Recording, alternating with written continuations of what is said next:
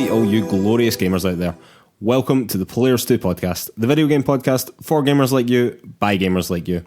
You can find PlayersToo on all the social media, that's Facebook, Instagram, Twitter, all that good stuff. And you can find our written content over at PlayersToo.com, that's PLAYERSTOO.com. Thank you for joining us for the second part of our E3 special. If you like anything that you're about to hear, please take 5 seconds to give us 5 stars over on iTunes. Hashtag 5 seconds, 5 stars. Definitely going to be a thing. Definitely starting it right now. Yeah, if you could give us 5 stars on iTunes, it really does help so much. Anyway, let's get this show on the road. My name is Mark Henderson. With me as always, Mr. Lewis Camley. How's it going, Lewis? It's going really well, Mark. I have been sneakily watching video game footage all day while I was supposed to be working because it's time to talk about the second half of E3. Yes. And I have been watching video game footage all day and editing the previous podcast, and that has consumed my entire life. It's been a long day for a day that I wasn't at work, but here we go. Ubisoft. Not the strongest conference overall, I would say. I was slightly let down by it, but there was a fair amount to talk about, I suppose. Just to run through smaller announcements first. There was a whole bunch of Rainbow Six stuff that came out. They're still supporting that game very strongly, even though it came out a very long time ago now. They're now on to Season 13, which is called Operation Phantom Sight. What, have we got a release date for that? I think it's the 12th of June, they said. Yeah, so it's coming out real soon as well. So again, Season 13, unbelievable how much support they've given that game after a seriously rocky launch. But also Rainbow Six is getting a new mode called Quarantine, which is a 3-player PvE mode, which actually looks quite interesting, I thought, anyway. Sort of, yeah, like horror vibes going on in it. It looks like a bit of a fresh turn for the series. That's not coming until 2020, I don't think, so a wee bit of time for players to wait until they can get their hands on that. But it just shows that they're still supporting it. They're going to be still supporting it well into 2020 as well. Yeah, really incredible. I mean, Ubisoft just don't give up on their games. Cough, EA. And they also showed off Just Dance 2020, which is coming out in November, which is a really, really big title for them, obviously. It's your favourite game, isn't it? It is absolutely my favourite game. I cannot get enough. He's in Just here Dance. all the time, just dancing. Just dancing, just constantly dancing. No, I have absolutely no interest in this game, and I've never played it. However, it is one of their biggest properties. I know a lot of people like it. You're getting more of it in November, and hilariously, it's still coming out for the original Wii. Not the Wii U, the original Wii, which is never die. Superb. I love that. It's just great. For Honor is also getting on a limited time event until the 27th. Is that correct, or is it launch on the 27th? Yeah, it's a limited time event, so it's going to run, I think, from now more or less until June 27th. Oh, okay. God, that's right on top of us. It's a strange bit of development to do if you're only going to give it to people for about 2 weeks. Yeah, it seems like a very limited time. The other thing that came up on screen and Lewis nearly wet himself was the fact that the Adventure Time characters are coming to Brawlhalla. I mean, I barely know what Brawlhalla is, but when Finn and Jake came up on screen, I got so excited because I have been pleading with the gods for a long time now to get some sort of like Breath of the Wild clone that is set in the land of Voodoo. Rubbish. So I mean that would be my dream game, and so yeah, this looks fun though. Like they're coming. It looks Brawlhalla, I think, is a sort of Smash-esque kind of it's a brawler, 2D brawler, right? Yeah. So they've added a bunch of the Adventure Time characters. Definitely Finn the Human, Jake the Dog, Princess Bubblegum. I'm not sure if they showed anyone else, but if it's a game that you're interested in, I might look into it. I mean, I like brawlers, like fighting games, and I love Adventure Time. So yeah, fair enough. The trifecta there for Lewis Camley. And the last thing I just wanted to mention before we move on to the kind of heavy hitters is Roller Championship, which is Ubisoft's take on Rocket League, I think. And it's a kind of team PvP based on roller derby, which is an American sport that I didn't really know existed, which seems to be on roller skates going around the track trying to put a ball into a goal. Yeah, so fair enough. I think real roller derby is just a race more or less, but it gave us massive Rocket League vibes as we watched it. It looks quite fun, I thought, and it's still, that was pre-alpha footage more or less that they were giving us. I think it was pretty early footage, although they did say it was going to be playable. Yeah, but it was a pre-alpha demo they were giving us at E3. So yeah, like I think it's quite an interesting one. I'm sure it'll be a game that catches on with some folks. I mean, presumably it will be free to play. And if it is, then yeah, I'm more than happy to give it a go. I mean, I did think it looked legitimately interesting. Yeah. It wasn't so close to Rocket League that it was obviously Rocket League, but I mean, it's kind of clearly a take on that from Ubisoft. Okay, on to the big boys now, and kicking things off with Watch Dogs Legion. Now, this had basically leaked in its entirety before Ubisoft's conference, as a Ubisoft conference tends to do. It was confirmed, though, that it was going to be in a futuristic dystopian London. And we got to see a good amount of gameplay as well, actually. And the biggest thing that came out of it was that you got to play as any NPC. And yes, I know that playing as any NPC technically makes them not an NPC, but for the purposes of this conversation, let's just call them NPCs. All of whom have different skills and things like that. And the scope of that alone, shown in that demo, was quite remarkable. And your characters all have permadeath, and you're constantly recruiting more people, it seems. Yeah, it was very, very impressive. Do you think it's going to work? I have some doubts. I suspect what's going on is that the things that they are telling us about it aren't strictly as sort of accurate as we might think that they are. So this notion that you can recruit anyone in the game and all of those people are playable and they all have their individual voices and animation sets. That cannot be true. I can't believe that is true. Yeah, that is just a colossal undertaking if that is true. So, for example, in the footage that we saw, it was to try and get like a drone hacker. You were trying to find someone who was like good at drone hacking, and then it seemed to get a kind of pre-canned animation of a really good drone hacker getting attacked by these dystopian police-looking men, and you kind of go and save him. And then that character that you save him with in the gameplay that was shown to us then perma-dies. And then you then move on to another character, and then it's then her job to go and get the hacker that the previous guy just saved. But what I'm thinking is that what if that played out totally differently? What if we just didn't bother saving that guy and he just got killed and that was the end of that? Or what if we didn't die there and got to recruit that guy, no problem?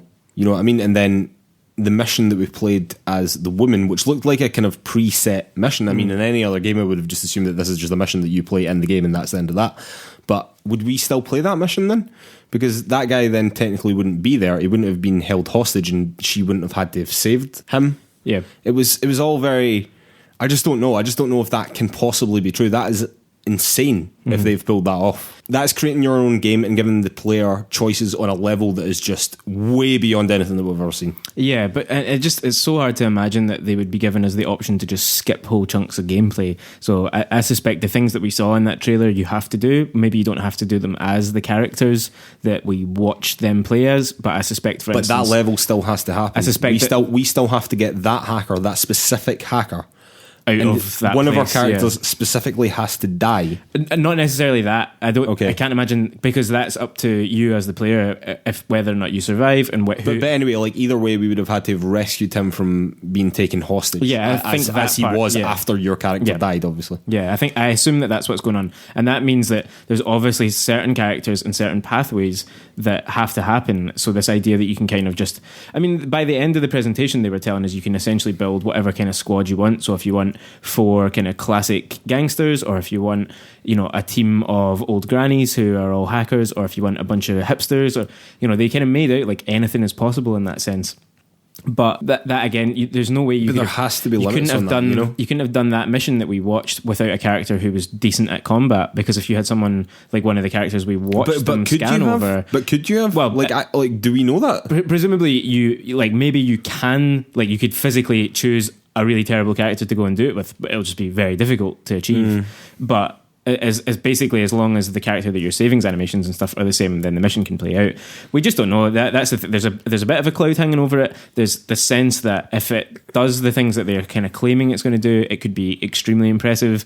It could also, like the other Watch Dogs games, in my opinion, just be a bit of a letdown. I'm kind of glad that you brought this up, because Watch Dogs has promised a lot in the past and delivered very little, in my opinion. And I feel as if this can only go one way, because they have promised the world here, and if it is anything other than that, the game is going to feel like a letdown. So they've almost backed themselves into a corner now. Did we get a release date on that? March the 6th, 2020. So it's going to be next year. Yeah, so there's still a fair bit of time for development, and it is, but we're going to see a lot more as the months tick by. I mean, unless that's been in development for the past 6 years, I have no idea how they've had time to do that. Well, one crazy. Interesting thing that I heard before about Ubisoft is that they just develop loads of different prototypes, and then they have their kind of creative directors go around. Yeah, I think it must have been maybe in the Kotaku. Yeah, so someone goes like that. Oh, that would make a really good Assassin's Creed game, and then that just spirals into the next Assassin's Creed game. Yeah. So it's easy to imagine that this kind of mechanic was being built years ago and was maybe, I mean, it seems ripe for an Assassin's Creed game in some ways, and then they've kind of re-engineered it for Watch Dogs. Can I ask you one question about it as well? Yep. Which is just, are you excited to play in this London, this kind of post-Brexit London, as they said it was going to be? If the game is what they say it's going to be, I think that could be an absolute stormer. Like, I think that could be an absolutely brilliant game. But I just can't see it. I mean, unless that's getting 9s and 10s on Metacritic and stuff like that, which I don't think that it will, I don't think I'm probably going to play it. Like, quite honestly, that's how I feel about it. What about you? Kind of the same. The first Watch Dogs I found really boring, and I've never... Oh god, it was so boring. And I mean, it put me off the second one, which was supposed to be better, to be fair. I mean, that was a real letdown of a game, that. Yeah, totally. It just, again, like this, it felt like it was talking about systems that we had not seen in games yet, and none of them really worked very well to me. Nah. So let's wait it was and this see, whole hack everything, hack the world and all that, and it just never really played out very well. Anyway, moving on. The next big announcement was the Division 2 DLC and the new season, or whatever it was. Was it the new season they were calling it? Was that the language they used? Well, they just kept calling it 3 new episodes, basically. I'm not sure if they were calling it a season. So episode 1 comes out in July, and it sees you play outside of DC in the Woodlands, which looked quite cool, kind of different change of pace from all the kind of inner city. I think you end up in a zoo design as well. That was kind of... Oh, yeah. No, they did mention that as well. No, I think you're right. The next episode comes out in fall. Please excuse my American terminology here, but and that sees you play in the Pentagon, which is also an awesome location. This is the good thing about DC, is that they just have all these amazing buildings that you can go into. That one's been rumoured for a while as well. Yeah, that one had been rumoured for a while. And then the third episode, which I don't know, I was a wee bit kind of maybe not understanding this particularly well, but it's coming early 2020, and it sees you go back to New York. Yeah. Is that right? And it was called Manhunt or something like that? Yeah, well, they sort of said that it was a manhunt. I'm not sure if that's what they're calling the episode, but yeah, early 2020. It looks like it's Coney Island we're going to. So, okay. So if you've played the first game, which I think neither of us did in the end. But, no, I didn't. I actually kind of meant to go to it. Yeah. And then got into the Division 2 and then fell away from the Division 2, as I do with all these service games. But yeah. But yeah, if you've played that first one, it's probably a fun return to sort of an environment that you familiar ground, isn't it? Yeah, definitely. And it's going to be free to play from June the 13th to the 16th, which, as we record, is from 2 days away. Nice one. Yeah, dive in and give it a shot. Yeah. No, it's a really good game. I mean, I just happened to fall away from it. There was just other things that came out that I wanted to play. The problem with all these service games is that you just have to constantly dedicate the time to it and constantly be on top of it and constantly getting your gear score up and your world score to the highest thing that it can be. And they always bring out more content to challenge you on that. You know what I mean? So you have to be on top of it all the time. And quite frankly, I don't have time for it. But more Division 2 if you want it. I thought it all looked pretty good. Yep, yeah. I mean, they're still killing it. Definitely. Yeah, 100%. Okay, Ghost Recon Breakpoint. So this was unveiled by Google on their Stadia Direct, whatever it was that they wanted to call it. Honestly, this just kind of looks a bit like a military shooter to me. Like, it wasn't really doing a lot for me. It was all like supposed to be these Black Ops guys that kind of like spun off and became their own wee militia or whatever. I suppose one of the interesting things about it is that John Bernthal, who for me was famous for playing Sean in The Walking Dead, is the main protagonist in it, and it's just another big Hollywood/TV star that's in AAA video games now. It just seems to be, as you said yesterday, it just seems to be a more and more common thing, whereas before, when Kevin Spacey was in Call of Duty Ghosts, like that was a really, really big deal, whereas now it just seems to be fairly commonplace, you know? Yeah, you sort of need a star like this to be in your big AAA game, particularly these sort of military games seem to be going that way. I've got to say, yeah, for me, like this part of the whole show, as they went through their kind of Clancy universe, just sagged quite a lot. Oh, there was a lot of men with guns, wasn't there? There was a lot of men with guns. So, I mean, if it's your kind of thing, then great. Ghost Recon Breakpoint's coming October 4th, and there's a beta from September 5th, and they sort of did a weird tease of what might have been the Terminator joining that game. I don't know what that was then. To be honest with you, I mean, I don't think it was Terminator, to be totally honest with you, but it was weird. I don't know. If you're into Ghost Recon, I'm sure that made hopefully some sense. All the sense to you, but to us that was just weird. Mm-hmm. Not too much more from this conference, actually. Again, it was a bit of a letdown. I think the fact that Watch Dogs Legion had leaked prior to the conference, it kind of took the edge off of it a wee bit. But one of the other things that they did mention was their Uplay Plus game subscription service. So this is kind of their answer to EA Play and various other things. It's going to cost in dollars $14.99 a month. I couldn't find anything in pounds, but I'd imagine it's going to be about 12 quid, something I would have thought, somewhere in that ballpark. And it's going to be available on PC and Stadia, which is exactly what Lewis Camley said yesterday. I am Google, it turns out. It means that we're going to have to be paying for multiple subscriptions, which is a big concern of mine, but I'm sure other people will find that totally fine. I guess, like, if you are the kind of person who loves Ghost Recon and The Division and all those kind of Tom Clancy games, paying that kind of subscription to get them all, that's totally fine for you. But if you're more like you and I as players who might want to dabble with Legion when it comes out, we might want a shot of the next Assassin's Creed, might try a few of these other games, I'm not sure if I want to be paying, between 12 and 16 quid a month or whatever. Presumably you can still just pay for the game on Stadia as well. Presumably, yeah. Or you can just download it from Steam. I mean, the thing is that Steam and Epic Games Store aren't going anywhere in all this, Definitely. It's just, interesting dynamics over there in the world of PC just now, I would say. Yeah. I would say that maybe the biggest news from this conference was the things that weren't there. And what wasn't there was any mention of a new Splinter Cell. Yeah. And it's been a long, long time now. We're kind of getting to the point where, is this ever going to happen? Like is Splinter Cell just over now? I mean, I don't think so, given the success of these Tom Clancy games. And they did have Sam Fisher briefly appear on stage when they were talking about their Tom Clancy's Elite Squad, which is a sort of mobile RPG game. So he's definitely still in their thoughts. I still think it will come at some point. Maybe they're just waiting until some of these big service games are further down the line and they can focus on it. But yeah, definitely an absence. The other big absence that we were talking about as we watched the show was Skull and Bones. Absolutely. So this was the game that was supposed to come out at the end of 2018, was then supposed to come out in the middle of 2019, and has now been pushed again to March 2020. Now, games being delayed, it happens to the best of the games out there, couple of months here and there, but when you're starting to get into multiple delays for a game that didn't have a massive amount of buzz anyway, I don't know, I'm worried about that game, I've got to say. I'm not hugely sure of how well it's going to be received, despite the fact that they obviously have good chops here, Ubisoft. I mean, like Assassin's Creed Black Flag was one of the best Assassin's Creeds of that era, and a big part of that was the boat mechanics, which were, by all accounts, awesome. I mean, you played it, didn't you? I played it, and that was the best bit of that game, and that was the best one in that franchise for a while. Assassin's Creed 3 had been, in my opinion, terrible, and I don't think the series really recovered again until they hit Origins in 2017. So it's a surprise that they can't get this right and they can't make it fun enough to release, if that is the issue, which has been suggested before. I would love to know what the issue is, because I can't really believe that the mechanics are the issue, because they kind of nailed that, I think, I mean, obviously that's easier said than done, me sitting here, but just go and fix it, Mark. Just go and fix it. Yeah, I mean, I'm sure, absolutely. Just give me a day with it. I'm sure I'll get it sorted. Yeah, it's a bit of a shame. Like, I was actually expecting to see something from it. Yeah. Again, it's a bit telling that it's not there. Definitely, I think it's a bit telling it's not there. 3 other quick wee things to round off their conference. They did announce a new Division movie, which is going to be directed by David Leitch, who made Deadpool 2 and something else, which I can't remember now, but it had sort of suggested that he has real... It's John Wick. John Wick, that's right. Maybe John Wick, the second one. I can't remember. But it's a real suggestion that he has got the kind of action chops to make this work. However, video game movies rarely work. And someone who knows that all too well is Jake Gyllenhaal, who will appear in the film and has previously appeared in another Ubisoft film, actually, Prince of Persia, which was god-awful. Total flop. Yeah, that was really bad, wasn't it? And also Jessica Chastain, who's a pretty good actress. So we'll see where that goes. I think they said that that's coming to Netflix. Yeah. Okay, just to confirm, he did the original John Wick. The original John Wick, perfect.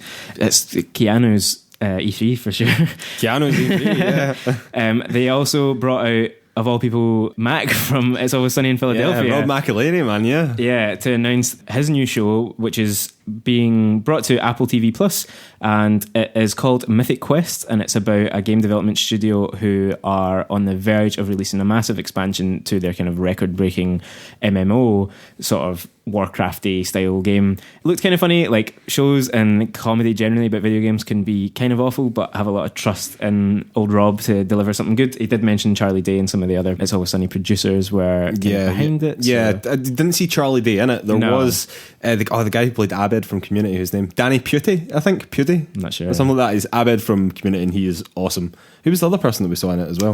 Cricket from It's Always Sunny. It's Always Sunny, and he's also one of the main characters in Good Girls, if you've seen that on Netflix. Okay, yeah. He's a real creepy weirdo in that. No, he's a good actor though, that guy. He's good. One final thing then that got your blood up, I know for certain, was the thing that actually ended the Ubisoft's conference, which was a slight a very short tease from the team who made Assassin's Creed Odyssey called Gods and Monsters. Yes. Which... Now, what was that? So reading about it after we'd watched the conference, everyone was saying, oh yeah, it looks like Breath of the Wild. But the only thing that it had that was like Breath of the Wild was the colour palette and the look of it. Yeah. And the fact that you were a small person with a sword. Nothing else said Breath of the Wild. Like, all the trailer was a kind of... I mean, I got to say, it looked fine, but it was kind of a very odd way to finish the conference, and it finished very suddenly. It kind of went, this is the game, it's called God of the Monsters, and then it went hard cut to a Twitch stream, which was kind of very oddly done in my opinion. Did it? Yeah. I'm interested to hear more about it, but it's difficult to get excited about it because the trailer was... It was nothing. I mean, it was nothing. It was nothing at all. It looks quite interesting, fair enough, but I can't get excited about that. And it is not a way to finish your conference. Definitely not. I'll give you that, yeah. Okay, let's move on to Square Enix. So we'll just do the same thing again here. We'll just run down some of the kind of smaller announcements and then we'll get stuck into the bigger announcements.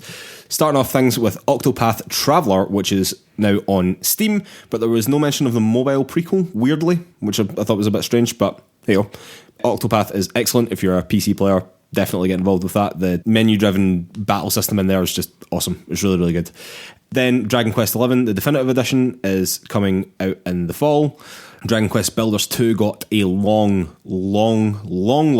really long trailer. If you're into Dragon Quest Builders, there's a lot of trailer there for you to go and see, and it's coming out July 12th. So if you're into Dragon Quest Builders, there's a new one.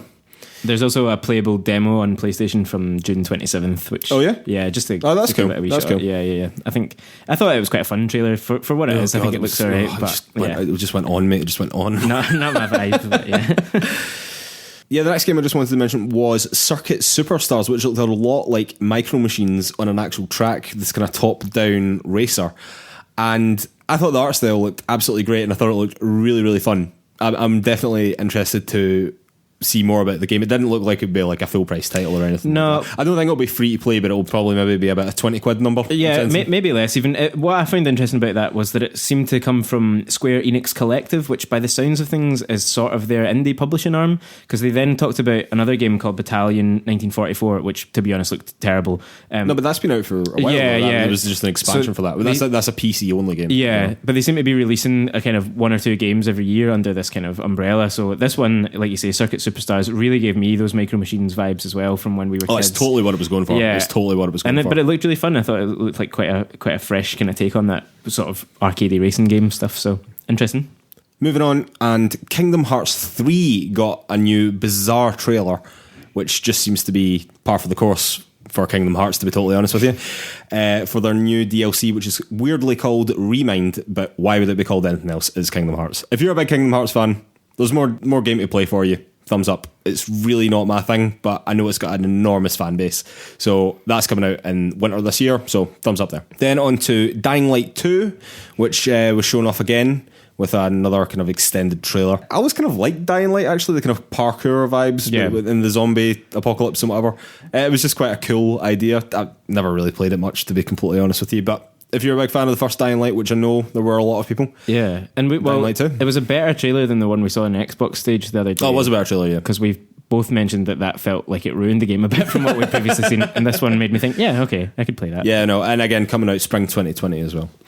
And finally, just wanted to say that Final Fantasy XIV is also getting a new expansion called Shadowbringers, which is coming out July 2nd. Square Enix just continuing to support that. I still think that has a huge player base for something that I've never been interested in even remotely, and this came out a very long time ago now.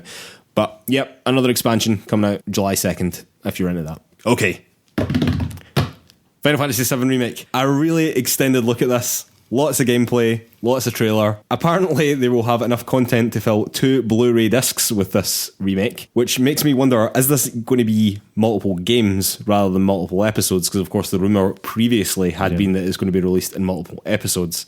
But it seems that whatever the first instalment of this that we're going to get is going to be an expansion on Midgar, which is basically the first disc in the original PlayStation 1 game. From the trailers and things like that they showed you, it's clear that there's different things happening. There's more game there now, and I honestly think it looks absolutely fantastic. Final Fantasy VII is one of my favourite games ever, and I know people are going, oh, it's not even the best Final Fantasy. Shut your face. It's It's quite genuinely one of my favourite games ever. It's probably the thing that got me into JRPG. In fact, it definitely is the thing that got me into JRPGs, and it looks superb. Now, Lewis Campbell, you are not a particular fan of the Final Fantasy series. What did you think of that? I thought it looks really good, to be honest. Yes. I thought they spent a lot of time kind of detailing how the combat systems were going to work, which I found really interesting and quite innovative. It's a different thing from what we've seen before in FF or generally in RPG games, a kind of weird blend between sort of live action fighting. Yeah, so it was like hack and slash fighting, and then you could go into a kind of tactical mode, which, God, it looks good. Yeah. It looks good. It looks as if it works really kind of fluidly within the game. And although there's a lot of kind of hack and slash, you clearly can't just hack and slash something to death. You need to do all this additional damage with your kind of tactical attacks, and you can dynamically switch between the players and things like that. You can even like go into cover, which is obviously something you couldn't do in the original one, because it was just all your characters stood in a line, all their characters stood in a line, you fought one another. Yeah.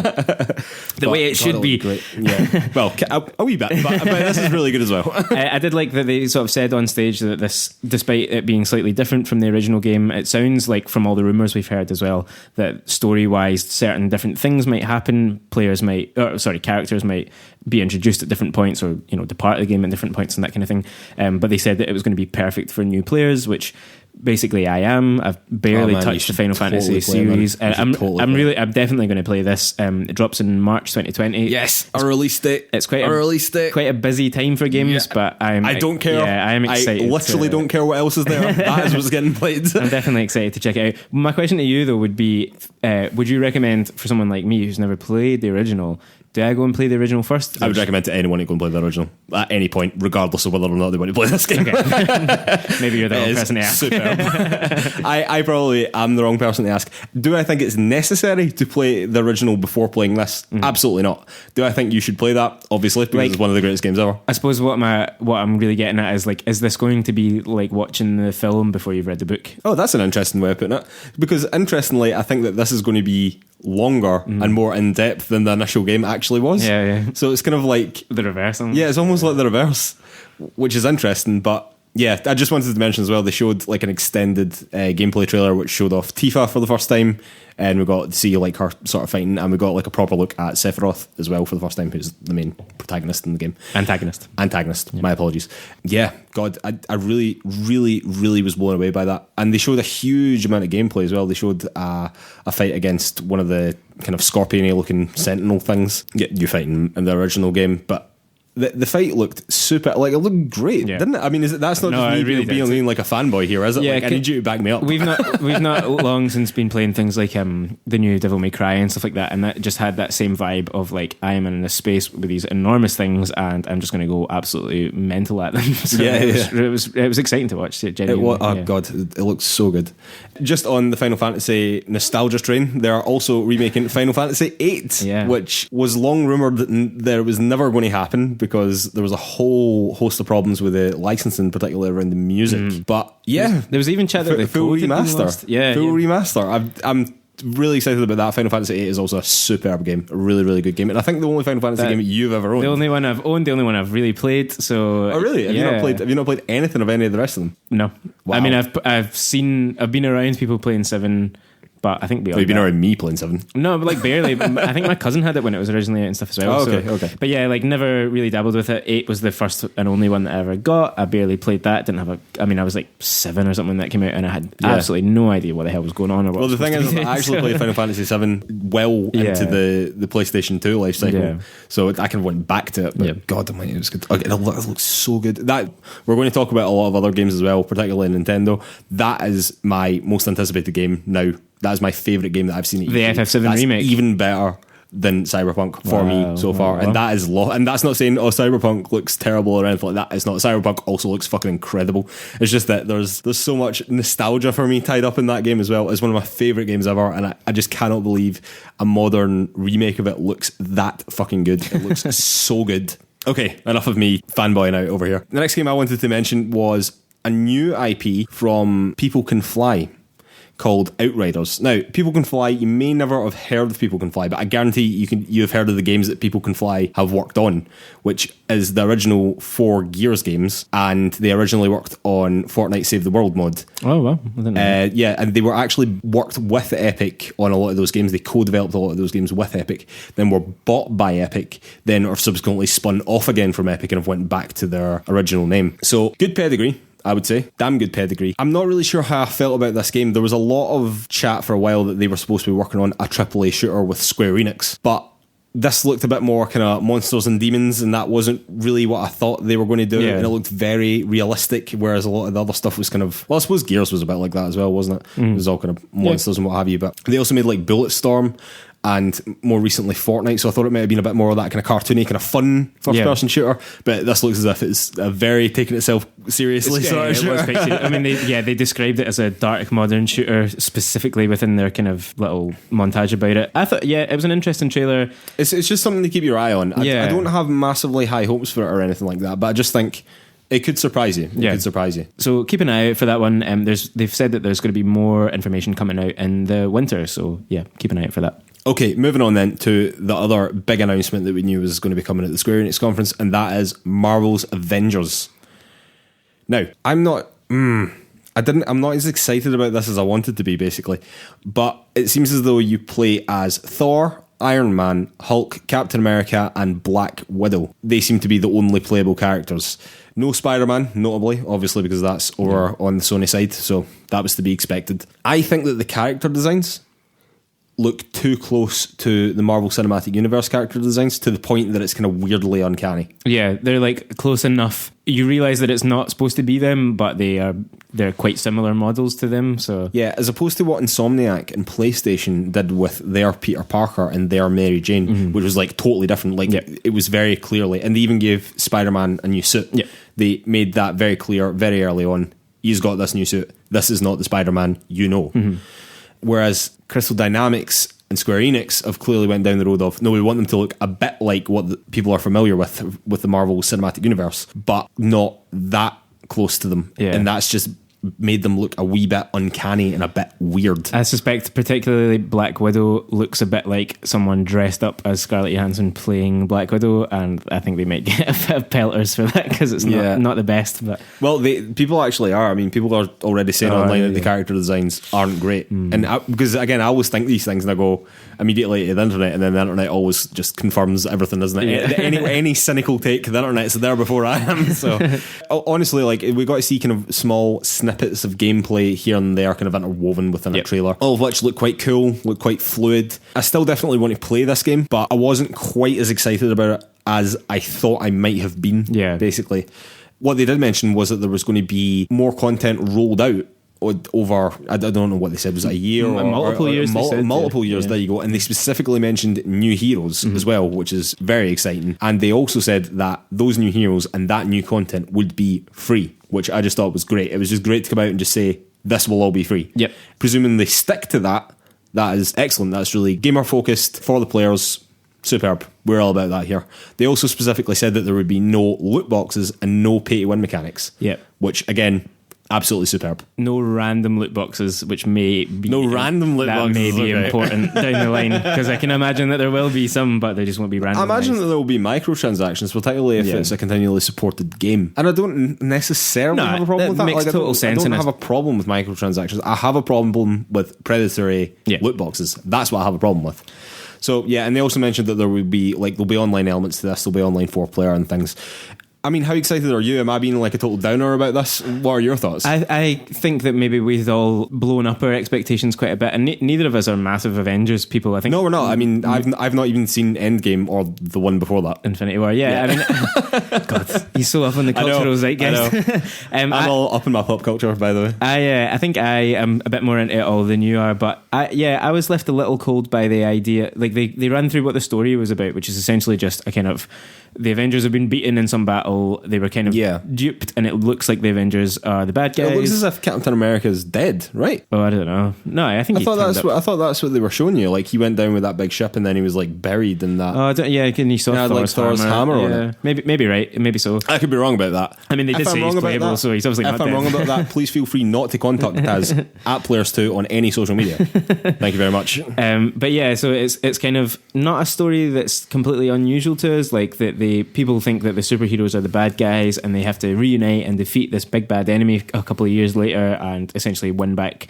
It's a bit of a derivative story, isn't it? Yeah, really? It's kind of been done before. Yeah, and it's not like, is it a million miles away from even the kind of final Avengers sequence? I haven't seen Endgame yet either, but this whole idea that, like, we'll stand up to the big bad and maybe things will go wrong before things go right again, which is, I think, the general narrative of Avengers stuff. And it's just like, yeah, okay, fair enough. We've kind of seen that before, but it's got single player and co-op play and it's going to be online. So there's something for everyone. Because I definitely, when I kind of heard the rumors that it was going to be sort of teams of 4 online multiplayer stuff, I thought, I'm probably never going to get stuck into this. But no. If I must do a bit of both, then maybe if that's all the game was. Yeah, then that would have been a bit of a letdown for me as well. Like, I like you, I'm a generally one player focused kind of guy, unless it's like a kind of odd game of Apex here and there, or an odd kind of playthrough of the Division with like a couple of friends or whatever. Like, but I'm very much a single player focused gamer, and if it was only 4-player multiplayer, then that would have been a bit of a letdown. To be totally honest with you, I think that they've got a seriously high mark to reach with Insomniac's Spider-Man, which this will inevitably be compared to, and from what we've seen so far, even from the story and the character designs and just all of it wrapped in together, I already don't feel as good about that as I initially felt about Spider-Man, which I was incredibly excited about. Okay, just the final thing on the Square Enix conference, and then we'll take a wee break, was that Final Fantasy 16 was not mentioned at all, which was one of the big rumours pre-E3. Although, again, I think this might have been something that the gamers were just trying to will into existence. Yeah. But obviously, having seen that Final Fantasy VII remake gameplay, like, it is clear that they are full throttle on that. Like, there is no time to be developing another Final Fantasy, or not to the point where they would be willing to announce it. Probably, you know. Yeah. They wouldn't have wanted to complicate that message of having the big remake be. Well, I don't know. They seem to mention every other Final Fantasy under the sun. I mean, that was my other point there. It's like, surely there was enough Final Fantasy in this conference for you. It felt like every second trailer was something to do with Final Fantasy. Yeah, I don't like. So a lot of the stuff that we've not even mentioned was like to do with like the Final Fantasy mobile games, and there was other Final Fantasy stuff here and there. There's Final Fantasy here, there, and everywhere. Yeah, just other old JRPGs. It was like, if you're not a fan of that kind of thing, which I'm not especially, this show was a bit of a slog. But I'm not going to lie, I thought this was probably one of the best conferences at the whole thing, to be honest with you. I thought Microsoft's was a bit of a letdown for multiple reasons. Ubisoft's was a bit of a letdown for multiple reasons. I actually thought Bethesda did okay. Yeah. Doom Eternal and Wolfenstein Youngblood, pretty good, I would say. Ubisoft was a bit of a letdown, largely because of the leaks, although I do think Watch Dogs Legends is very interesting and very much a thing to watch. But yeah, I mean, Final Fantasy VII Remake and the Avengers, all good. Like, it was a pretty good conference. I thought it was decent. Pretty solid. It was decent, yeah. Okay, let's go for a break. Let's have a beer and we'll come back and we'll do Nintendo. And we are back with the Nintendo Direct, the big one. Oh, God, it was good. Setting the scene there. It was good. I've actually just finished watching this Direct as well, so, and if you hear any of this... He's using actual paper. Actual paper I'm using. Actual paper, like a troglodyte. I didn't know you knew what paper was anymore. I know, this is crazy for me. I never use actual paper, but I was constrained by time, so here we are. I'm reading off of it like I'm dictating from a book. This is bizarre. This I know, feels like a role reversal. Anyway, we'll just do the same thing again. We'll just kind of roll through some of the smaller announcements. There was so much announced in this Direct as well. I'd really highly recommend you go and watch it. It was pretty good, actually. Yeah, very good. There just seemed to be something for everyone, you know. I mean, was it the most exciting announcements? Probably not. But I mean, there was a lot in there. And I quite liked that. It was only like 45 minutes long as well, so to cram what they did in is pretty impressive, I thought. Yeah, no, definitely. Okay, well, I think we should start things off with Fire Emblem Three Houses. This is the new Fire Emblem game, something that I'm quite excited about. I played Fire Emblem Awakening on the 3DS. I actually bought a 3DS specifically to play Fire Emblem Awakening. But the new Fire Emblem is coming out in July the 26th, and we got another kind of trailer for it. We never really learned anything new. There's no really discussion to be had around it, so I just thought I would kind of mention it briefly. Next up, No More Heroes 3 got announced, and that is coming in 2020. Again, that's not a game that particularly interests me in any capacity, but I mean, I know that what was it, Travis Saves the World or whatever was the kind of spin-off that came out last year, was it? This year? On Switch, this year or tail end of last year, I think. Yeah, so if that's your jam, you're getting a new one, so thumbs up there. God, that was an annoying trailer, I thought, though. It's not for me, man. It's not for me. Then we got Contra Rogue Corp, which is a new 3D Contra game, which is coming out in September the 24th. Sorry, I can't read my own handwriting, ladies and gentlemen. That is currently what's happening here. And then the Contra Collection is also coming to Switch, which is maybe slightly more interesting because that Contra Rogue Corp look absolutely rubbish as far as I'm concerned. Totally. That Anniversary Collection is on the eShop later today as well. So is it? Okay. Oh, that's awesome. That's cool. Well, that's proper classic Contra, though. That's actually good. Then after that, Daemon X Machina. This was a game that when it was originally announced last E3, I was actually quite interested in. It was a kind of very Japanese-looking mech fighter, but it was kind of highly stylized. I thought it looked quite cool.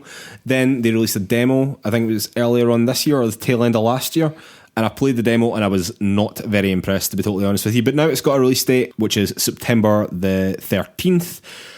I mean, I'm willing to give it another try, basically. If it comes out and it's get well reviewed, fair play, might jump back in, but I wasn't overly impressed with the demo, if I'm totally honest with you. Then we got an extended trailer for Marvel's Ultimate Alliance 3, which seemed to have every Marvel character under the sun. I'm not entirely sure why Square Enix couldn't pull that off with their new Avengers game, but it was a very different type of game, as you rightly pointed out off air. There will also be 3 expansions coming for it, available in the fall, which include X-Men, Marvel Knights, and the Fantastic Four. That's dropping on July 19th, the full game, Marvel Ultimate Alliance 3, the Black Order. Yes. Yeah, just on that characters thing, I guess my main point really was just that Square have to develop extensive systems for their Avengers games for each character and different movesets and blah, blah, blah. Whereas for this, it looks way more just like a kind of action combat sort of vibe. So it's I mean, it probably is, but it was more just getting the rights to those characters, to put them into the game in the first place. Okay, and then we had Tokyo 2020, Mario and Sonic the Olympic Games. I just wanted to mention this just because I thought it's quite cool that they're still doing that. And obviously Mario especially, but Sonic as well, are 2 of the biggest video game characters, both of which are Japanese, and the 2020 Olympics is going to be in Tokyo. So I just thought it was quite cool that they did that. It's actually being published by Sega and not by Nintendo, and it's coming November 2019. I just thought that was cool. Just thought it was quite a cool wee thing. Then they went into a big montage of a lot of different games. I just picked out a handful here. So the Spyro remake trilogy is coming, when was that? September the 3rd? September is that right? 3rd, yeah. Yep. Then Hollow Knight Silksong, which is the sequel to Hollow Knight, which is one of the greatest games ever made, and I played earlier this year and completed it to, I think it was 109% or something like that, including the DLC. It is an absolutely superb game, and I cannot wait for Silksong, so I'm very excited to even see a glimpse of it again. Yeah, still no release date though. Still no release date, but see, to be honest with you, don't rush. Yeah, take your fucking time. I don't care when it comes out. I will play it.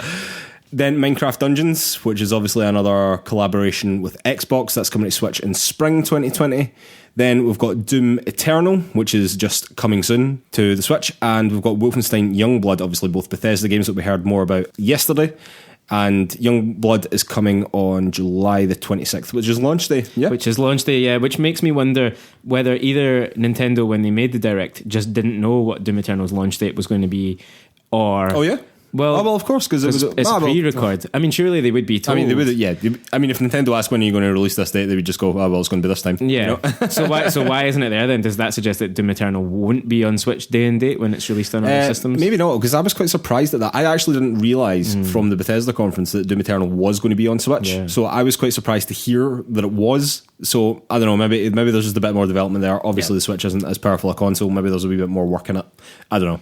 Next game up was Alien Isolation, a favourite of Lewis Camley, coming to the Switch in 2019. Yeah. My apologies, Lewis. No, not at all. It's one of my favourite games of this generation. I think it's an utterly astonishing piece of sci-fi sort of horror gameplay, and one of the best movie or like franchise tie-ins that we've ever had.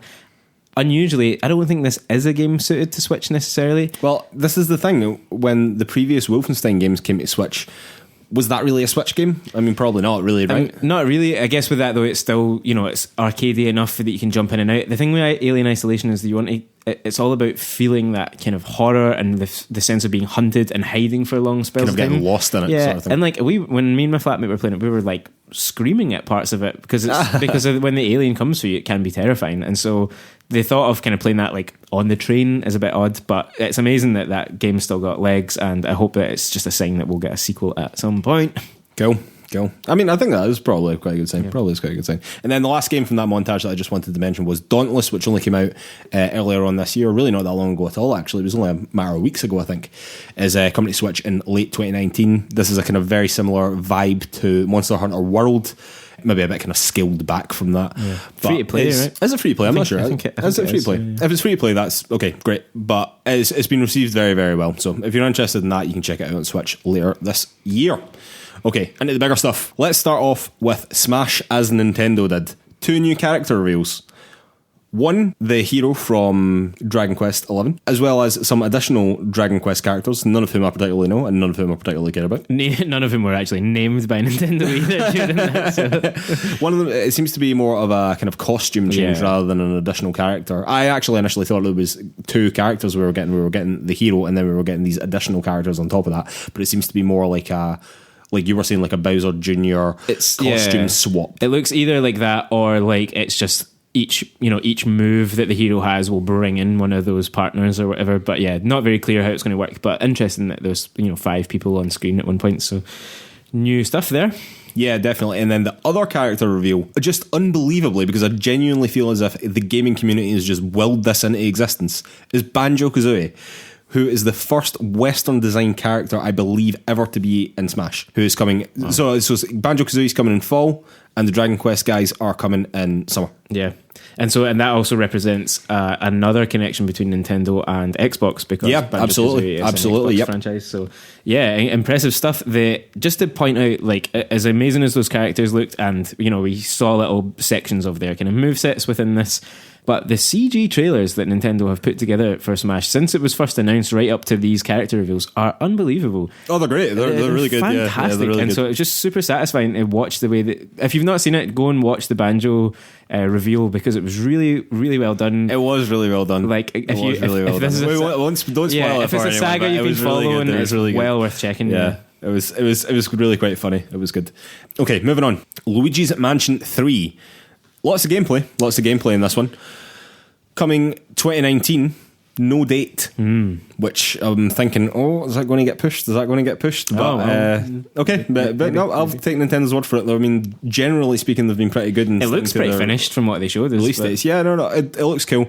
But by far the best thing that came out of this was Gooigi. Gooigi, yes. Oh my god, that was the funniest thing I've ever seen. A Luigi made out of goo that also can be played as like a cooperative character, like as a couch co-op character. Yeah. Oh my god, it would just look so it was like it was just a Luigi made out of goo. I don't really know what else there is to say about it. But you can like morph through like gates and things like that. Oh god, it was so stupid and funny in Nintendo. It's just awesome. Just like Cappy and Mario Odyssey, particularly that co-op side of things, like to be able to just bring in someone else who can help you solve puzzles as you go along. I really was super impressed by this trailer, by all the gameplay they showed. I'm just not interested in the game. Like, I mean, it's very Nintendo, it's very whimsical, it looks gorgeous as well. It looks great, it looks absolutely great. It's not for me. Like, I just know that it's not for me just looking at it, but I understand that it does have like quite a hardcore fan base somehow. Yeah, it's coming 2019 allegedly. Okay, now something that I am definitely very excited about, which is the Link's Awakening remake. Good heavens, does that look good? And I know there was a lot of kind of complaints about, it looks too cutesy. If you're a person who thinks like that, fuck off. It's not. That's nonsense. It looks absolutely gorgeous. I have no bad words to say about it. I think it looks absolutely superb. It looks like such a great remake. We've got a good bit more gameplay this time around as well. We got a release date coming September the 20th, 2019, which is not all that far away and very exciting. And it also had like a weird create a dungeon thing within it as well. I mean, I don't really know what the purpose of that is if you know how to solve the dungeon. It was like you would collect chambers of different dungeons as you played the game, and you kind of stack them all up together and do them. Yeah, I guess maybe it will insert its own challenges, but it seemed to just be a way to get extra kind of loot and rewards and stuff. So I guess they're just trying to pad the game out a bit as well. So yeah, it was just a nice little addition. Yeah. It was, but God, it looks good. I don't know. Like, I'm sorry to be rude to anyone who doesn't like the art style, but I absolutely absolutely love that. I think I love it so much. It looks great. That's one of the most impressive things about the game to me. I think it just looks unlike anything that we've seen recently, and I'm super excited to be playing this. Now, a rumour that came true, The Witcher 3 Wild Hunt Complete Edition is coming to the Switch in 2019. Lewis Camley, your wee face is happy. I'm stunned by this. I'd heard this rumour last week and I thought it just can't be true. It's an enormous game. The world is enormous. The file size on PS4 is enormous.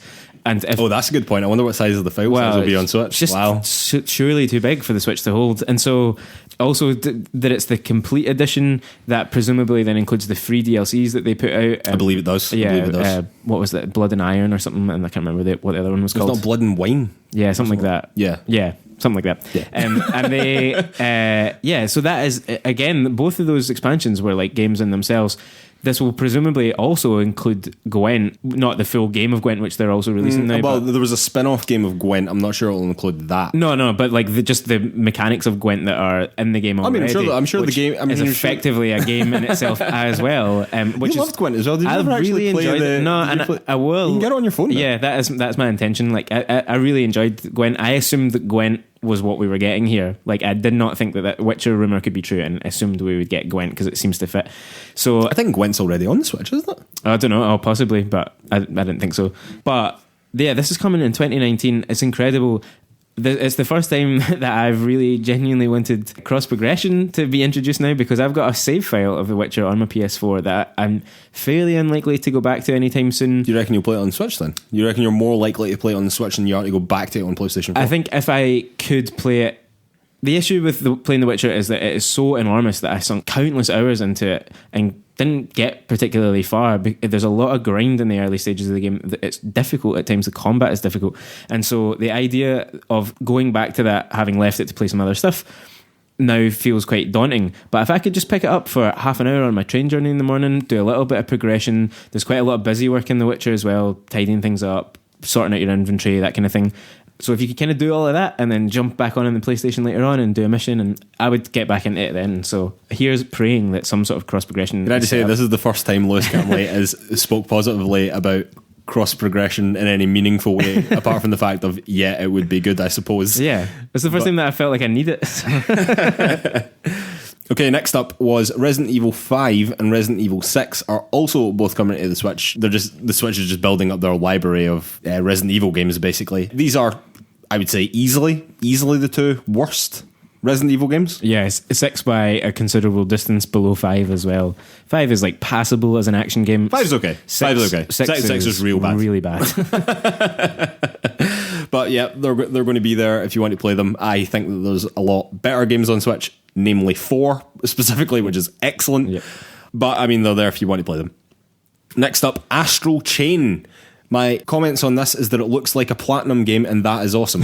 And it's a Platinum game, and it's coming out August the 30th, and I think it looks great. Well, it looks like Bayonetta with a sidekick somehow. I don't know, I just thought it looked really good. What are your thoughts on it? Well, just that, exactly. It's hard to tell really what's going on in the game from the 2 trailers we've had for it now. But I think it looks alright. It doesn't look like my kind of game. Not your vibe? Not particularly, but I can get. Have you played Bayonetta? You've not played Bayonetta, no, have you? Not, I highly recommend playing Bayonetta.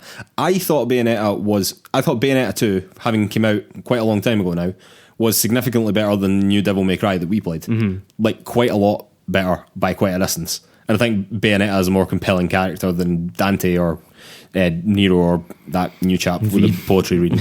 I think she's quite good.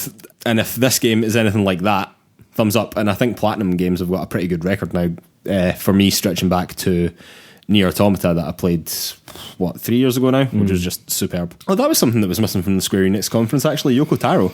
Nothing from him. No. Interesting. Next up is Animal Crossing. We got a title. It's called New Horizons. I don't think we knew that before. I know a lot of people are interested in Animal Crossing. However, it has been pushed. It was initially stated to come out in 2019. However, it's now got a release date of March 20th, 2020. Very stacked part of the year. It's a very stacked part of the year, but this is catering to a very specific hardcore audience. This game is not for me. I don't really understand games like this. I mean, people go daft for Animal Crossing. People go daft for like Stardew Valley and things like that as well. Yep. All these games seem to me is like busy work. It's just busy work with no ultimate goal or ultimate ending. And I know people take solace in that. It's kind of a bit like The Sims as well. Like there's no, I mean, I know that has like goals and things that you can do, but it's just kind of living in the world, but with no real structure, and it's just totally open. Whereas I like to have some sort of tasks to do, some sort of progression to be had. It's not a game for me, but I understand it's very popular with a lot of people.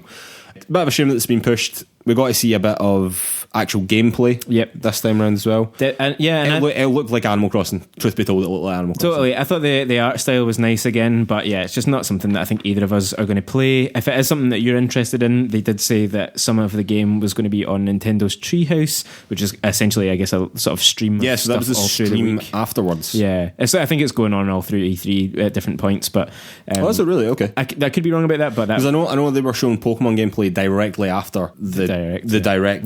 Which unfortunately I have missed because I'm currently recording a podcast. But yeah, onwards then to the surprise announcement right at the end.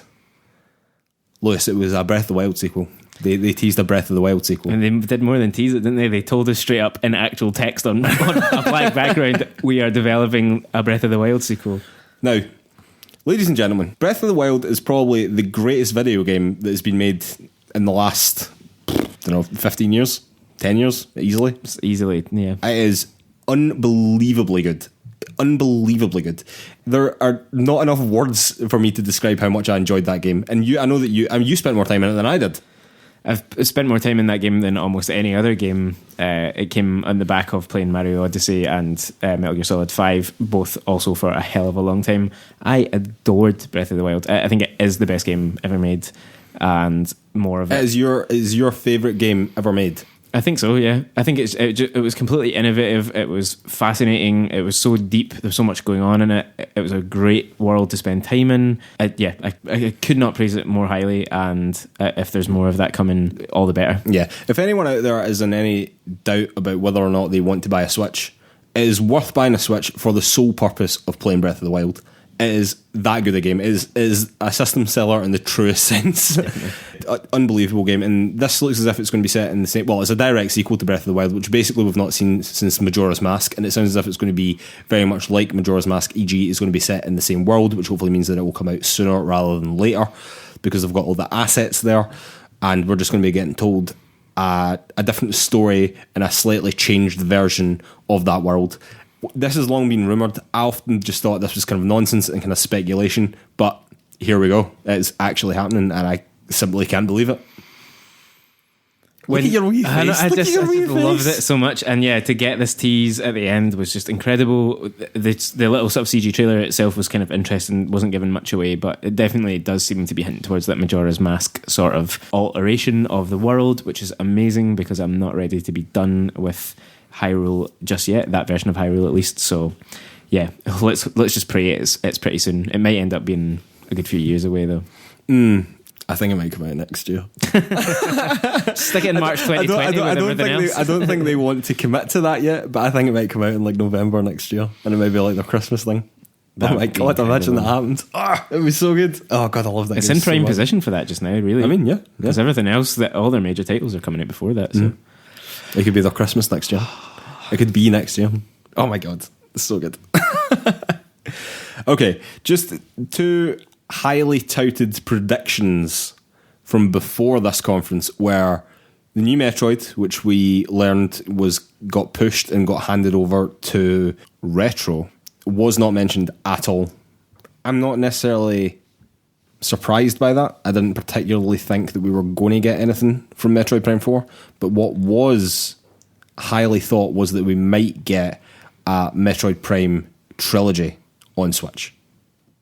I still think that we are going to get that. I know we were talking off air before, and Mark very vehemently says that this is a fantasy of the game. Again, it is. Well, basically, I do think that it is that. I think it is something that gamers are just trying to put out into the universe and make happen, where in actual fact, I don't think that it was ever on Nintendo's radar at all, really. But because of how much traction it's now got, I mean, I'm sure it definitely is. I mean, they'd be stupid not to. Yeah, I thought it was a bit kind of fantastical to think that it would have come out here. I had no expectations for it personally. I'm not certain that it would have come out here necessarily. I think at whatever point they next talk to us about Metroid Prime 4, we get that trilogy announcement. I think we've seen it with other games on Nintendo. We know that they're interested in doing this kind of thing. Nintendo sell you one game 20 times. Well, exactly. But also, recently, like the Bayonetta re-releases, the Dark Souls trilogy.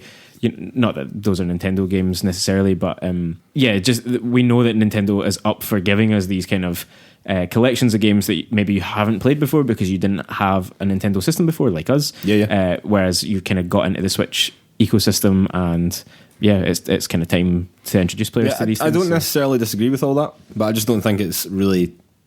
I wasn't expecting it. No, so fair enough. I'm unlet down by it, basically.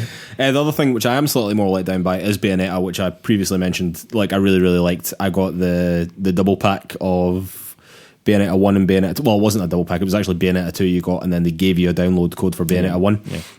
And I played both of them, and I thought they were really great. And of that kind of style of game, that kind of Devil May Cry-esque game, I actually thought it was much better than any Devil May Cry that I'd ever played. And I was really looking forward to the third one, but since we saw that it was in development, and I think this was the Game Awards 2017, and it was just a logo that has been completely radio silent on it, which makes me worry quite a bit about the game, which makes me think that the game might be struggling similarly to Metroid Prime 4.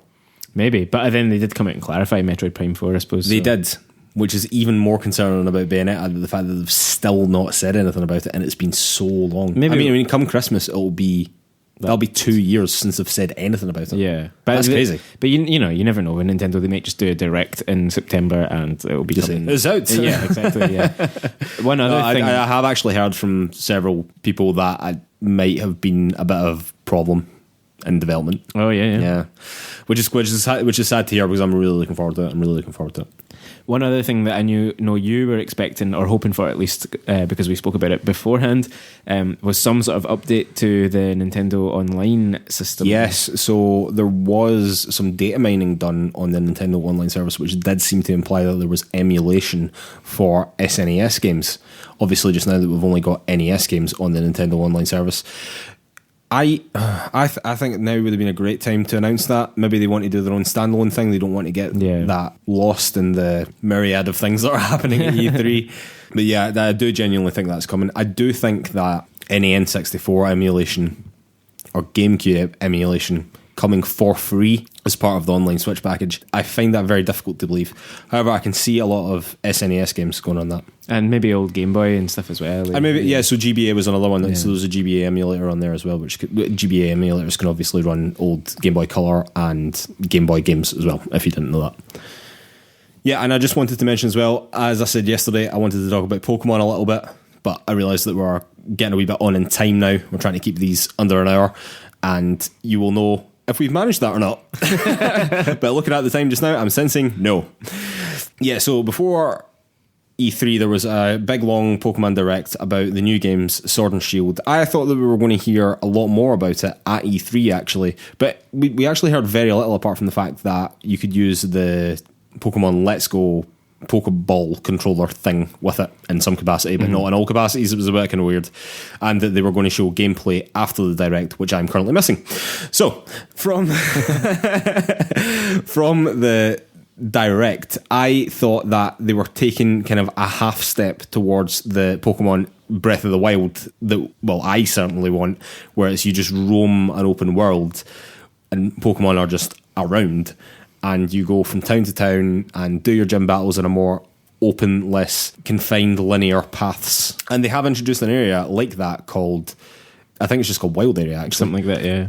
And in that as well, you also get Pokemon raids as well, which you can do either local or online, which is to take on one of these, was it Dynamax? Dynamax, yes. Dynamax Pokemon, which is the new mechanic in this. So this is like Mega Evolutions or like Z moves from the previous games. So this is the kind of new gimmick, which is to make your Pokemon enormous, essentially, for 3 turns. Which sort of defeats the purpose of having a pocket monster.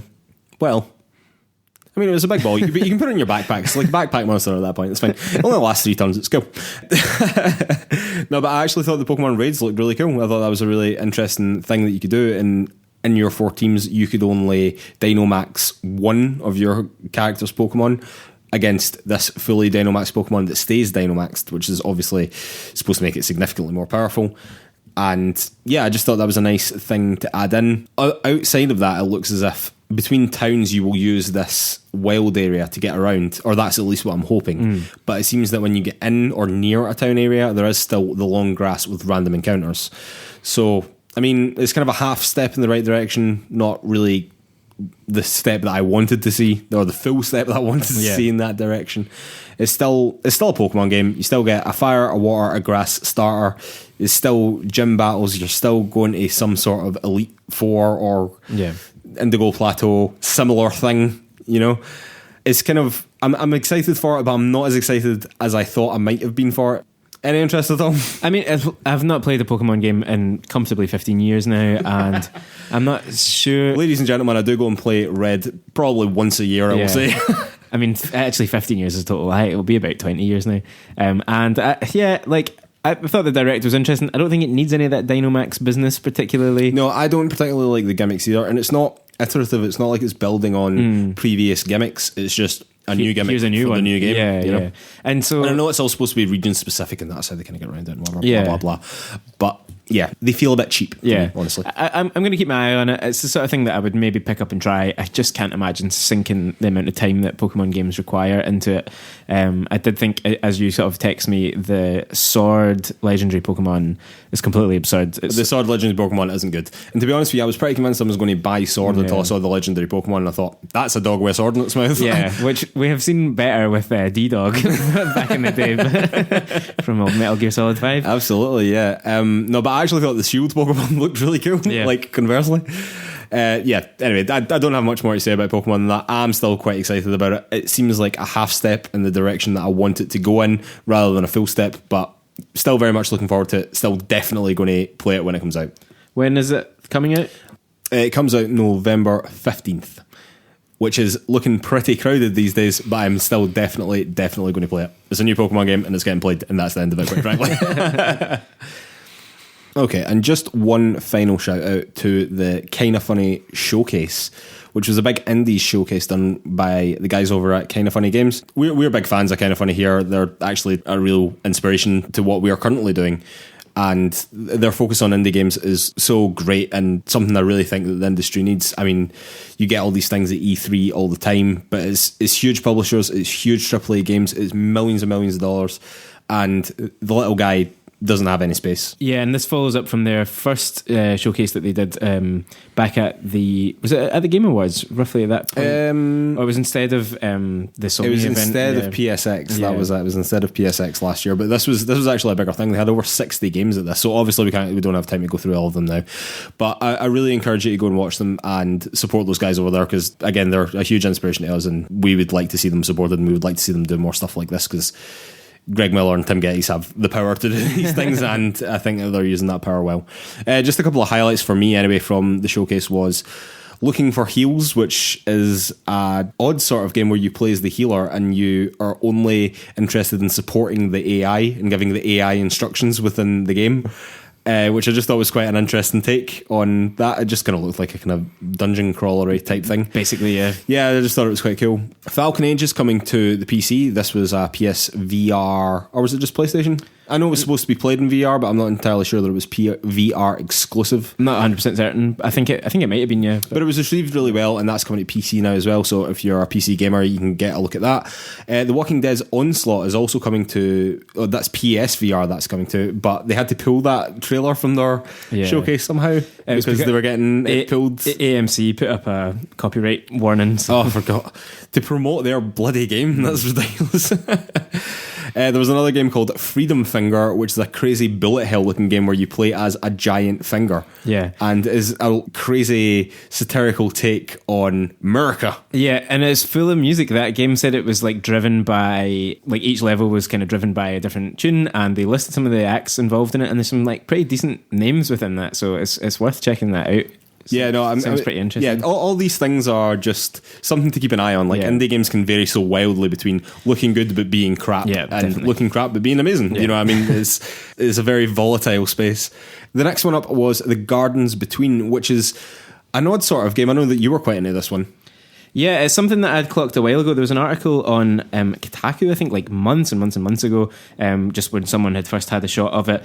Yeah, it's funny that a lot of these time-based games over the course of E3 this weekend have been the most interesting to me. This is another one. It looks a little bit like a sort of 3D or a slightly more kind of realistic-looking world version of Monument Valley, that kind of like rotating around the thing and manipulating it to get by. The level is the puzzle kind of thing. Yeah, exactly. And you're using these time powers to get by it. It's been well received before, and I think it's pretty cool that it's getting more notoriety now. Yeah, and it looks gorgeous as well. It looks like a really, really nice game. Next one up is The Sinking City, which is weird and creepy and has apparently very inspired by H.P. Lovecraft, so it's all that sort of vibe. Yeah, it looks like a weird, creepy game. Don't really know that there's much to say more about that, but it was definitely something that caught my eye and something I'll be keeping an eye on. Next one up was Police Stories, which kind of looked like a tactical Hotline Miami, where it's not just you go in and you just shoot everything in sight. It was more about trying to get arrests on people, which I just thought was quite interesting. Yeah, like another one that just looks like something worth keeping an eye on. Once it drops, we'll see a bit more of it, but yeah, like a pretty interesting idea for a game. Next one up was Superliminal. This plays with the perspective of a game in a way that is just bizarre, where you can pick up an object that's very far away from you and place it very close to you, and it will suddenly be huge, just because the perspective has changed from it being very far away to being very close. Yeah. It's really strange and very difficult to describe, I would say, over an audio medium like a podcast. But I would really encourage you to go and look that one up, because I'm not really sure what the game is, but it's a very interesting mechanic that they're playing around with. Next one up was Forgone, which looks very, very Dead Cells. If any of you's played Dead Cells, which I think came out last year, yeah. I played it for a while as well. It was a great, great game. I thought this was Dead Cells so much that I assumed it was DLC for it. So worth checking out if that was something that interested you. Next one up was Adam's Ascending, which is a game that they showed off last year with a live trailer, which I actually didn't think was that great, but it was an interesting premise that he was working with, and it is one man. It's literally one man that is making this game, and I would really encourage you to go and look at Adam's Ascending and see the scope of the game, and one man has made that. It is literally, I believe it is one man. It is crazy. Sorry, I've been saying one man over and over again, which is because I am struggling to remember the man's name. I think it's DiPaolo. Nick DiPaolo. Nick DiPaolo. Yeah. There you go. Yeah. It's remarkable if he's doing that all by himself. It is the scope of the game is enormous, absolutely enormous. Okay, so I think that'll do it for our two-part E3 coverage for the launch of PlayersToo. Obviously, we're still starting out here. Thank you very, very much for joining us over this E3 recap that we've done. It's actually been a huge amount of work on our parts, far more than I thought it was going to be, and this is only the beginning, which is slightly terrifying. It's all gravy from here, Mark. Yeah, I'm sure it's easy street from here on out. No, but launching in and around E3 with all the news, with all the things that were happening, was a colossal effort, I think. Particularly Lewis, done a lot of research and things like that on the website side. I was more focused on the podcast side. That's kind of how the works was split here.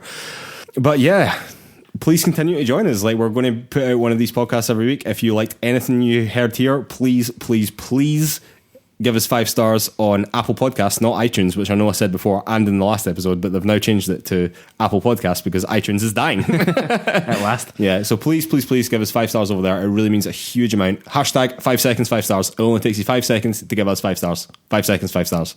Please follow us on all social media.